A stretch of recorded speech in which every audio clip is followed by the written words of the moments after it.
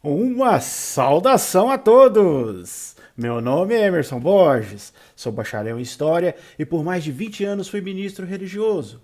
Sou escritor desse livro, A Bíblia sob Escrutínio. Sou o criador desse canal do YouTube, como também do Instagram, do site e da página no Facebook Deus e Homens. E hoje vamos falar sobre o universo. Vamos fazer uma análise sobre a grandiosidade do universo e você aí vai perceber que ao analisarmos a grandiosidade e a profundidade do nosso universo, você vai perceber quão pequena, quão insignificantes são nossas pequenas questões, nossas pequenas discussões aqui nesse minúsculo planeta.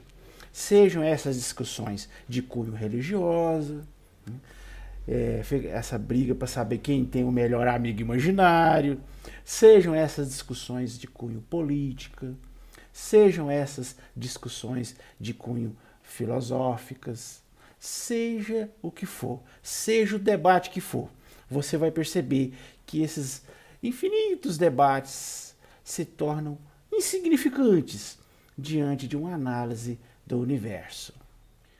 Nós, seres humanos, vivemos num minúsculo planeta situado na galáxia Via Láctea, que é uma galáxia entre bilhões de galáxias que existem no universo. Nós, seres humanos, estamos como que presos nesse pequeno planeta e se sairmos aí 30 quilômetros para cima, nós morremos, porque nosso corpo é muito frágil e não resiste à radiação cósmica que existe no espaço, à falta de oxigênio, né? Os extremos de temperatura, entre outros problemas. Então podemos dizer que estamos presos aqui nesse pequeno planeta. Usando toda a nossa tecnologia, o ser humano gastando bilhões de dólares, ele conseguiu ir aqui no nosso satélite natural que fica orbitando o nosso planeta, a Lua. E agora estão com planos de tentar fazer uma expedição a Marte, que é o primeiro planeta aqui do lado do nosso planeta. O primeiro planeta, o planeta mais próximo que orbita, né, o Sol, como o nosso planeta Terra, e eles estão fazendo cálculos e fazendo testes para enviar, né, uma tripulação a esse planeta. Eles já enviaram certas máquinas, né, certas naves robotizadas e algumas foram bem sucedidas e inclusive já estão lá, né, em Marte, mandando imagens, coletando pedras, fazendo análises lá desse planeta e em breve eles estão querendo enviar pessoas. Só que é uma expedição muito arriscada, porque eles têm que mandar essa expedição no momento certo, que é a chamada janela, né? Quando as duas órbitas, tanto da Terra como de Marte, estão numa posição mais próxima, que deixa o planeta Terra e o planeta Marte numa posição mais próxima. Nessa janela, com as naves mais modernas que temos hoje, uma tripulação levaria mais ou menos 6, 7 meses para chegar em Marte. E ali teria que ficar um ano, aproximadamente, até que uma próxima janela, né, um próximo alinhamento acontecesse para que eles pudessem voltar, né, mais ou menos também em 7 meses, talvez até 8 meses. Né. Então, eles gastariam aproximadamente 7 meses para ir, ficariam lá um ano e depois mais 7 meses para voltar. No total, daria mais de 2 anos, né? Quase 2 anos e meio. E eles é uma viagem que, apesar da tecnologia que o ser humano já conseguiu, perigosíssima, né? Porque o corpo humano é muito frágil e ficar esse tempo todo no espaço, né, pode trazer consequências inesperadas, né? Pode causar graves problemas nesses astronautas. mas eles estão com esse pensamento, né? Agora veja bem, isso usando toda a nossa tecnologia, todos os recursos, eles estão aí com todas essas dificuldades para ir aqui, ó, no primeiro planeta ao lado do nosso. Só que depois desse planeta, há uma sucessão de outros planetas, né? A Júpiter, Saturno, Netuno, Urano. Depois há um cinturão de asteroides na orla exterior. Depois sai do nosso sistema solar. E aí há um espaço enorme até chegarmos a um próximo sistema onde tem uma outra estrela como o nosso Sol, com outros planetas orbitando essa estrela, né? Porque o nosso Sol na realidade é uma estrela, né? Entre bilhões e bilhões de estrelas que existem na nossa galáxia. Existem estrelas maiores, menores, estrelas de pequena grandeza, de média grandeza, estrelas bem maiores do que o nosso Sol, né? E essas estrelas, a maioria delas tem planetas orbitando em volta dessas estrelas, né? Agora veja bem, quando você chega numa noite bem escura e você olha o universo, o céu está bem limpinho, você vê lá aquele mundo de estrelas, né?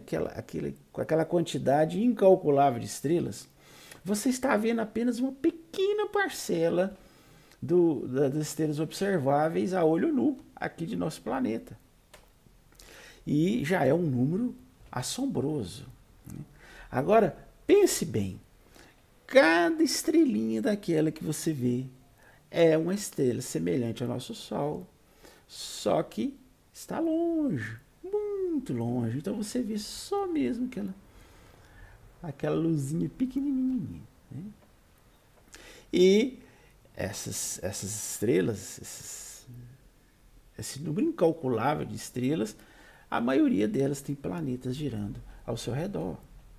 Então, a nossa galáxia, a Via Láctea, calcula-se que existem bilhões de estrelas.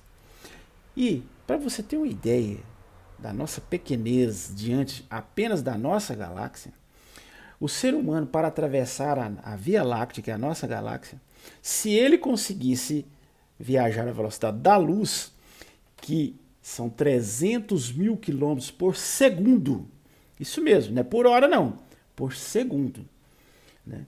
Não é 300 mil quilômetros por hora, que já seria uma velocidade tremenda, né? Assombrosa.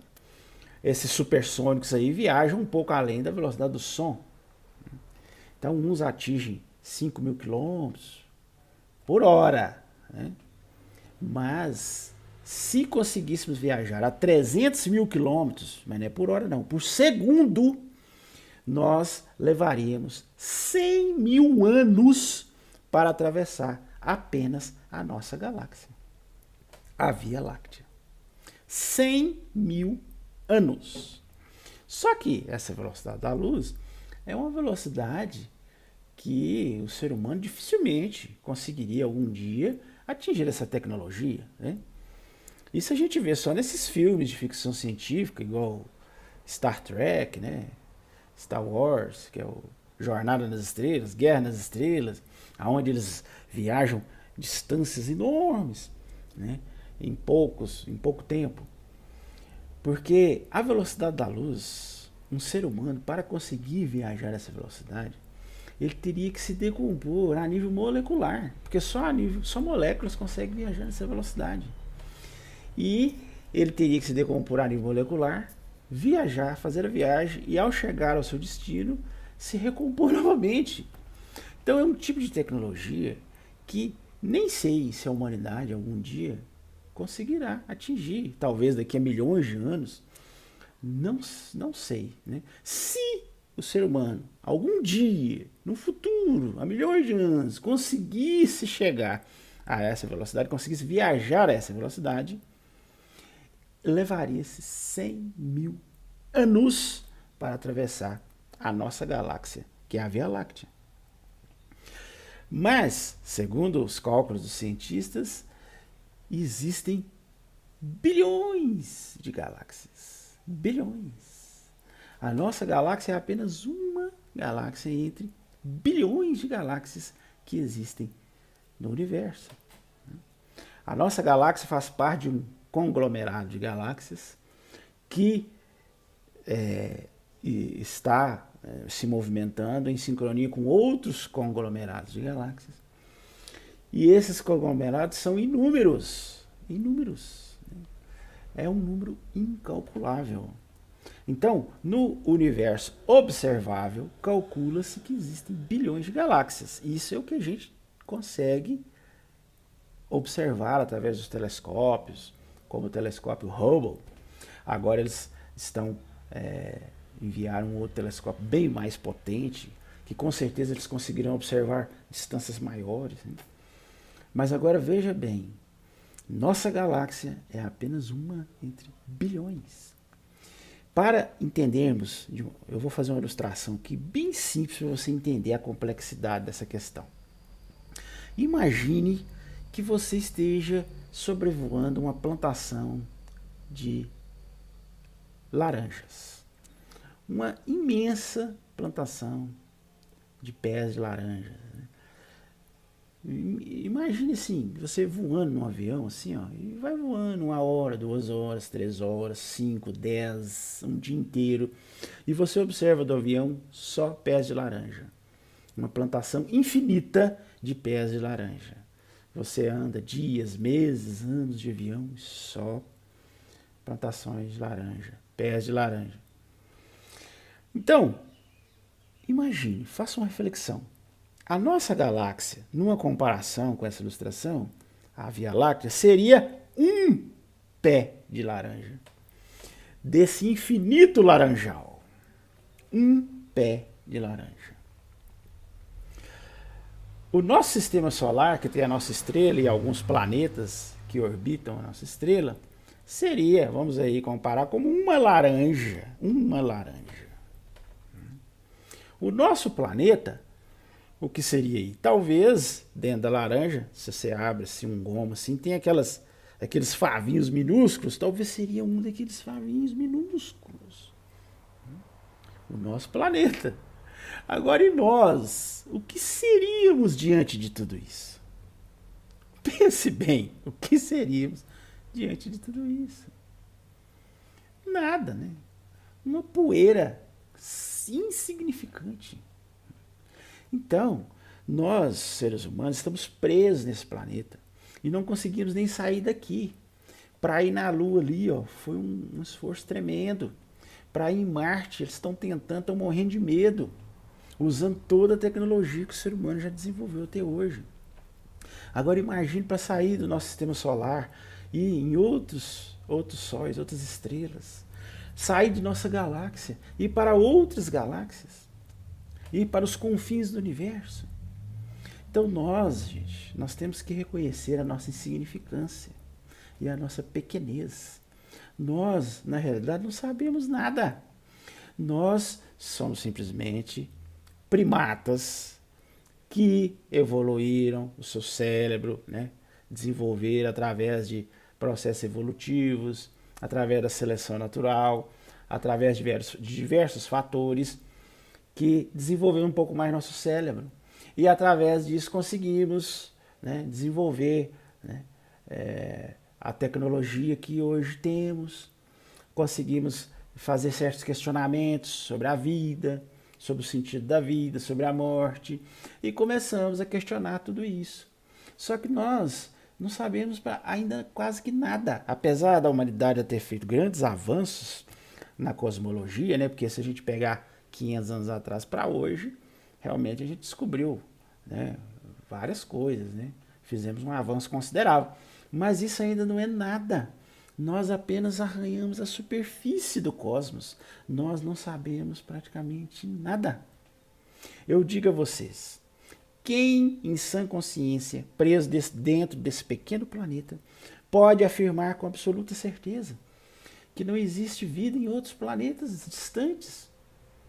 Talvez sejam civilizações menos avançadas que a nossa, talvez estejam ainda como nos homens das cavernas, Então, dificilmente conseguiriam entrar em contato conosco, né? Não teriam a mínima condição para isso. Talvez estejam no nosso ponto de evolução, mais ou menos na nossa tecnologia hoje, que igualmente também não teria a mínima condição de fazer contato, devido às astronômicas distâncias, né? Então aí a gente entra naquela questão, né? Talvez eles estão lá, não dão conta de sair de lá e vir aqui, e nós estamos aqui, não damos conta de sair daqui para ir lá, né? As distâncias colossais impedem qualquer contato, né? Talvez seja uma civilização até mais avançada que a nossa, pode ser. Talvez até já estiver aqui em alguma época, talvez na época dos dinossauros não tinha nenhum ser humano aqui, ou até antes disso. Ou talvez já estiveram aqui até mesmo na nossa época, onde os seres humanos dominam o planeta. E talvez viram assim, assim, gente, coitado desses primatas aí, né? São tão insignificantes, deixa eles continuar o processo deles e vamos embora, que isso aí nós não temos interesse nenhum nisso. Talvez possa ter acontecido isso, nós não sabemos. A resposta mais neutra nesse sentido, a resposta mais humilde nesse sentido, a resposta mais sensata é essa: nós simplesmente não sabemos. Nós não temos conhecimento. Nós temos que reconhecer, né, o nosso desconhecimento sobre isso, a nossa ignorância como humanidade. E o ser humano, infelizmente, tem dificuldade de entender isso, né? Tem dificuldade de entender as nossas limitações e fica querendo afirmar com toda certeza: não, o universo teve um início, esse início teve um criador. Agora eu pergunto a vocês, como que nós podemos saber disso? Nós não sabemos de nada ainda, não temos certeza de nada, não temos certeza nem aqui do nosso sistema solar, nem da nossa vizinhança, nem do nosso planeta. Vamos saber como que começou o universo? Ah, o que tinha antes do Big Bang? Ah, provavelmente um criador que deu início ao Big Bang. Mas como? Ninguém pode saber isso, né? Ninguém tem a mínima condição de mensurar isso, de ter observado isso. Então, nós não sabemos de nada. A grande verdade é que nós não temos a mínima noção de como o universo começou, se ele teve um início, né? Se ele teve um início, de como que ele começou. Essas inúmeras teorias científicas, os cientistas ficam elaborando, são tentativas, né, para que possamos talvez ter uma compreensão melhor. Mas são teorias também. Por exemplo, as teorias dos multi-universos, né, que o nosso universo é apenas um entre milhares de universos, que eles se expandem e depois eles acabam, e desse que acaba nasce outro, e que existem universos paralelos, e que existe a teoria das cordas, né? Existem diversas teorias científicas aonde os cientistas tentam compreender, né, as origens através de especulações, através de estudos. Mas isso são teorias, né? São teorias. Assim como também é uma desonestidade intelectual muito grande dos religiosos, diante da nossa total incompreensão, né, da nossa incapacidade de compreender essas coisas, inventar um ser mágico e colocar nessa lacuna que ele não entende.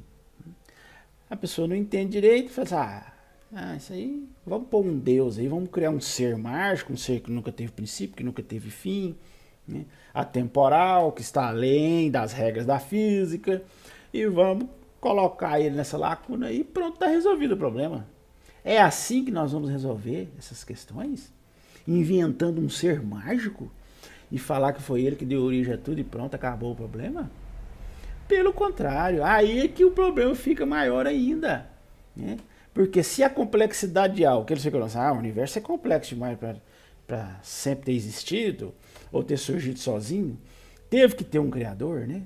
Então, se a complexidade de algo exige que esse algo seja criado por alguém, né, Então, o Criador, ele é muito mais complexo ainda, né?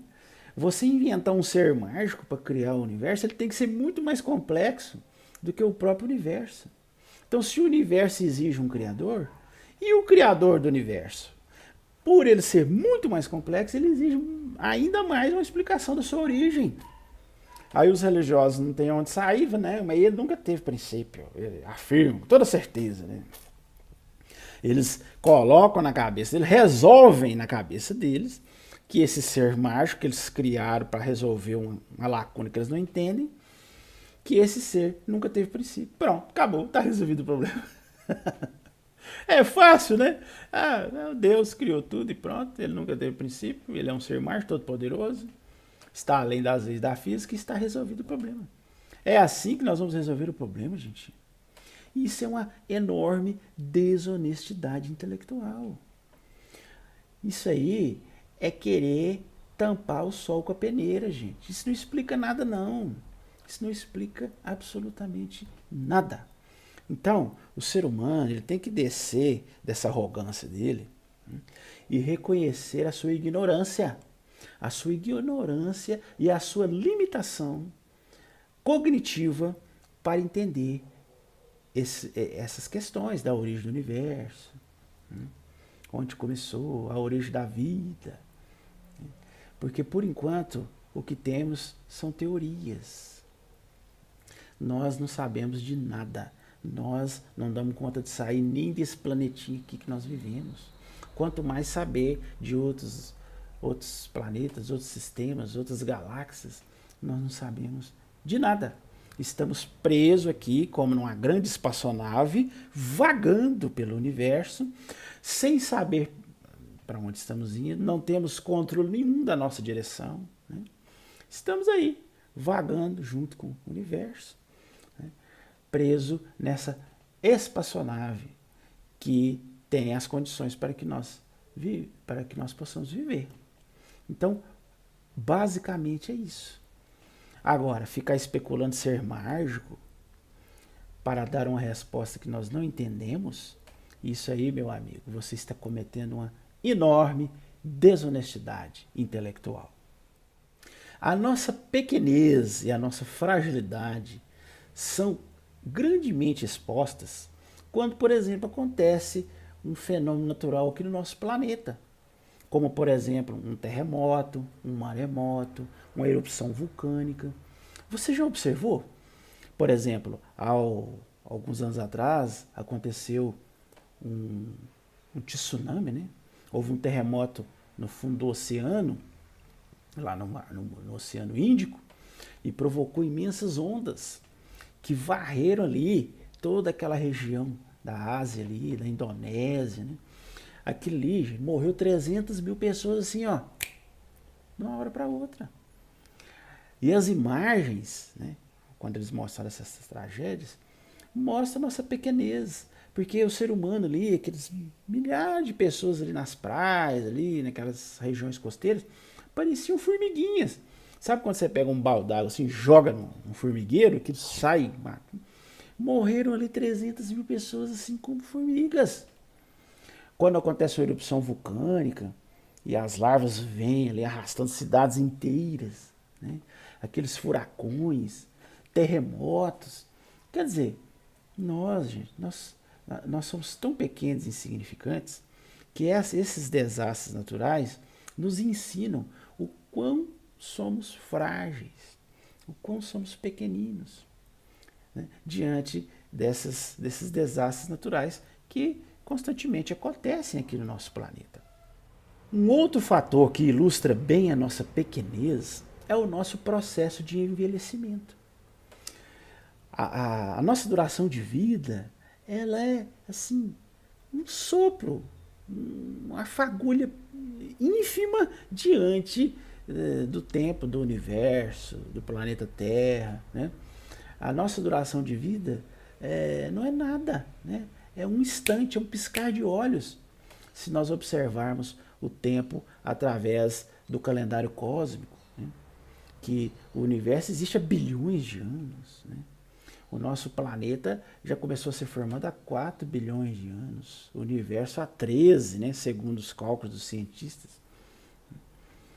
E nós estamos aqui há centenas de milhares de anos apenas, né? O Homo sapiens, com as qualidades próximas da que temos hoje, vagava pela Terra 200, 300 mil anos atrás, né? Quer dizer, isso não é nada. Isso é um piscar de olhos na corrente do tempo. E a duração da nossa vida é tão efêmera, tão curta, e o nosso processo de envelhecimento é tão cruel, que ao observarmos isso, nós vemos o quanto somos frágeis, pequenos e insignificantes. Quando você observa o processo de envelhecimento, você vê que o corpo humano, ele começa a entrar num processo, né, de envelhecimento cruel e lento. Você, eu, todo ser humano, ele vai morrendo aos poucos. Por mais que as pessoas tentem retardar o envelhecimento, fazendo tratamentos, mas não há como escapar disso. Com o tempo, os nossos órgãos vão ficando mais fracos, a visão vai enfraquecendo, a audição, né? Nós vamos tendo mais dificuldade de nos locomover, né? Vamos tendo problemas de memória, temos mais dificuldade de gravar as coisas. Então tudo isso vai acontecendo e as pessoas começam a ficar inquietas, começam a ficar assim incomodadas com essa brevidade e essa futilidade da vida, né? Porque a maioria das pessoas preza a vida, né? A maioria preza a vida e quer viver, né? E não se conforma com a morte, que é o fim abrupto da vida, né? Sem escape, que mais cedo ou mais tarde todos nós temos de nos confrontar.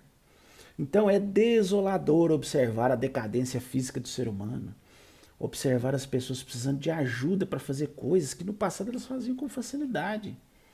Tarefas que eram banais na juventude e que hoje a pessoa talvez precise de ajuda para fazer. Observar o corpo se definhar e a pessoa não pode fazer nada para interromper, né, esse cruel processo. Então, essa realidade, todo ser humano, ele tem que se confrontar com isso. Ele tem que se conscientizar disso. Que a vida do ser humano é um breve instante diante dos bilhões de anos do universo, né? Então nós precisamos parar com essa ideia egocêntrica de achar que nós somos o centro do universo, né? Que tudo gira em torno de nós, né? Que esse vasto cosmos foi criado em nossa função, né?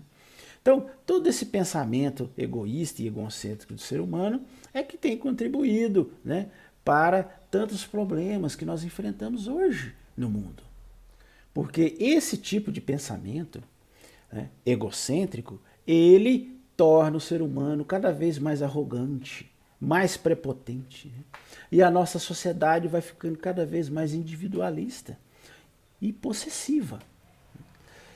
É fundamental que o ser humano entenda sua pequenez e tire do seu coração toda essa arrogância, toda essa prepotência que tanto mal tem causado à humanidade. É claro que nós precisamos de amor próprio, nós precisamos de autoestima, precisamos de um objetivo para essa nossa curta vida, essa passageira vida que temos, mas esses nunca devem ser baseados numa mentira, numa ilusão, né? E também nunca deve nos levar a pensar que nós somos melhores que os outros, que somos os donos da verdade, que a nossa religião, ou a nossa raça, ou a nossa etnia, ou a nossa posição social nos coloca num lugar melhor do que os outros, né? Você já observou que a grande maioria das atrocidades cometidas pelos seres humanos foram motivados por esses sentimentos que eu descrevi aqui? Sentimentos de arrogância, de prepotência, de achar que é o dono da verdade, que é melhor que o outro, né? Principalmente na questão religiosa.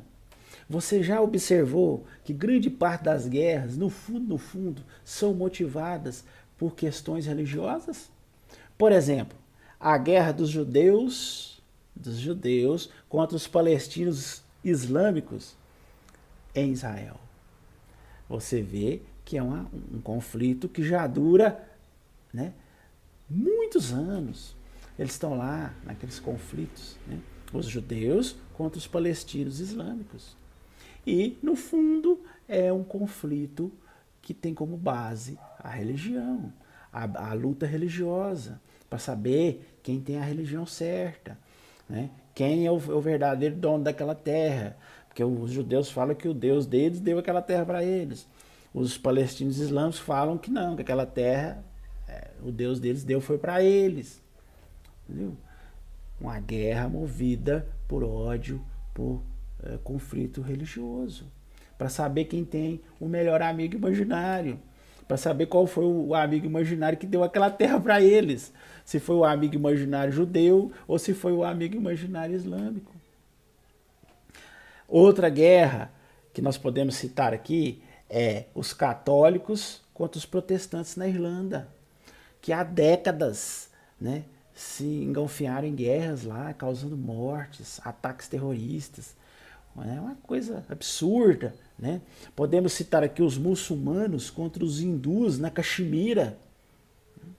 Podemos citar aqui os croatas, que são cristãos católicos, contra os sérvios, que são cristãos ortodoxos. E ambos exterminando os bósnios, que são muçulmanos, lá na antiga Iugoslávia, a famosa Guerra dos Balcãs. Podemos citar aqui afegãos e iraquianos, xiitas, contra jihadistas sunitas no mundo árabe. Podemos citar católicos contra muçulmanos nas cruzadas. Podemos citar os tribunais da Santa Inquisição Católica. Podemos citar aqui, a lista é enorme. Mas eu acho que já deu para você perceber, né, que esse tipo de sentimento, esse tipo de conflito, essas disputas religiosas, étnicas, raciais, né, querendo, eu sou melhor, essa terra é minha, eu tenho o direito, eu sou especial, eu sou da religião correta, né, o verdadeiro Deus está comigo, o seu é falso. Tudo isso, né, tem causado, né, grande desgraça na humanidade.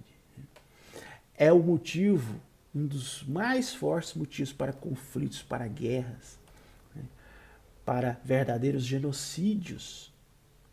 E as pessoas continuam insistindo nesse pensamento egocêntrico, egoísta. Então isso precisa acabar. A humanidade precisa dar o próximo passo da evolução, que é parar de achar que é o centro do universo, que tudo gira em torno dele, que a religião dele é a certa, que o Deus dele é o certo, que os outros estão errados, que os outros têm que se converter, ou senão que morram. Esse tipo de pensamento primitivo, tribal, que se encontra nas partes dos livros sagrados dessas religiões, como na Bíblia, no mundo cristão, como o Corão, no mundo islâmico, as pessoas precisam superar isso, passar essa época tribal, essa época bárbara, e ficar vivendo esses pensamentos até hoje, e ficar brigando por isso. Isso aí já era. Nós precisamos dar o próximo passo, superar tudo isso, e reconhecer a nossa pequenez, reconhecer que nós somos minúsculos seres humanos, que não passam de um grão de poeira no nosso planeta, no nosso cosmos, que a nossa vida é um sopro, né? Um sopro passageiro. Né? Então nós precisamos parar de achar que fomos criados por um Deus e que Ele é o correto e que Ele está nos olhando e que Ele está observando nossas ações e que se fizermos isso vamos agradá-lo e que se não fizermos vamos deixá-lo triste e que em breve Ele vai trazer um julgamento e que as pessoas que não estiverem, né, alinhadas com o Deus que eles acham que é o verdadeiro, que cada um fala que o seu é o verdadeiro, né, vai ser destruído. Quer dizer, isso é um pensamento mais arcaico, mais tribal, mais antigo e precisa ser superado. Mas infelizmente nós observamos a humanidade fica sempre voltando para isso. Às vezes a gente pensa que a gente agora nós estamos começando a evoluir mais, estamos fazendo avanços, aí de repente vem aquele retrocesso, aí volta aquilo tudo de novo, aquele fanatismo religioso, aquele extremismo, radicalismo, né? Aquela teocracia religiosa começa a tomar conta da política novamente e começa tudo de novo, parece um ciclo, né? Nós precisamos quebrar isso, né? Precisamos deixar isso para trás. Bom, esse era o assunto que nós iríamos falar hoje, né? Se você chegou até aqui, é porque você gostou do vídeo. Então não esqueça de dar o joinha aí, estoura esse like aí para nós. Comente o que você achou, fale aí nos comentários, compartilhe com seus contatos, né? E se inscreva em nosso canal. Tá vendo esse quadradinho aqui, ó, que fica do lado aqui? Ó, clica nele e se inscreva em nosso canal. E não só se inscreva, mas acione o sininho de notificações. Porque sempre que a gente fizer um vídeo novo, você será avisado. E se você quiser adquirir o meu livro, né, você pode fazê-lo. Meu livro ele está disponível aí nos principais sites de venda online do Brasil. Por exemplo, a Amazon. O meu livro está lá. Pode bater lá, a Bíblia sob escrutínio. Lá está o meu livro, tanto físico como digital, né? No e-book. Aí você escolhe o formato de sua preferência, né? Você pode comprar o meu livro também diretamente no meu site, www.deushomens.com.br. E você pode comprar o livro diretamente comigo, através do WhatsApp. Você pode entrar em contato, eu vou deixar aqui na descrição os links da Amazon, do meu site e do WhatsApp. Você pode entrar diretamente em contato comigo e você faz o pagamento através de Pix, DOC, transferência, depósito. E eu vou enviar para você o livro. Aí você manda o endereço para mim e eu envio o livro pelo correio, né? Eu tenho feito muito assim, tenho enviado livros para o Brasil inteiro. E até é mais fácil diretamente comigo, se você desejar, por exemplo, o livro autografado, né? Pelo WhatsApp é mais fácil, né?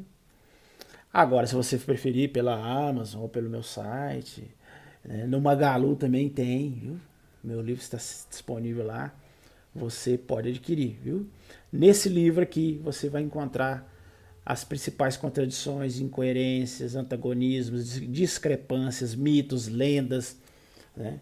Erros históricos, científicos encontrados na Bíblia. Valores de moral absurdos, desequilibrados. Está tudo aqui, ok? Se você quiser assistir outros vídeos do nosso canal, dá uma navegada aí no nosso canal, né? O canal Deus e Homens já tem mais de 100 vídeos diferentes sobre diversos assuntos. Eu tenho certeza que você vai gostar. Dá uma navegada aí. Eu vou deixar na descrição alguns links de alguns outros vídeos, mas dá uma olhada lá para você ver. São diversos assuntos, né? E sempre nessa área, né? Falando sobre a Bíblia, falando sobre assuntos religiosos e sempre levando à reflexão e ao questionamento. Bom, é isso. No mais, eu desejo uma excelente semana a todos e até nosso próximo vídeo.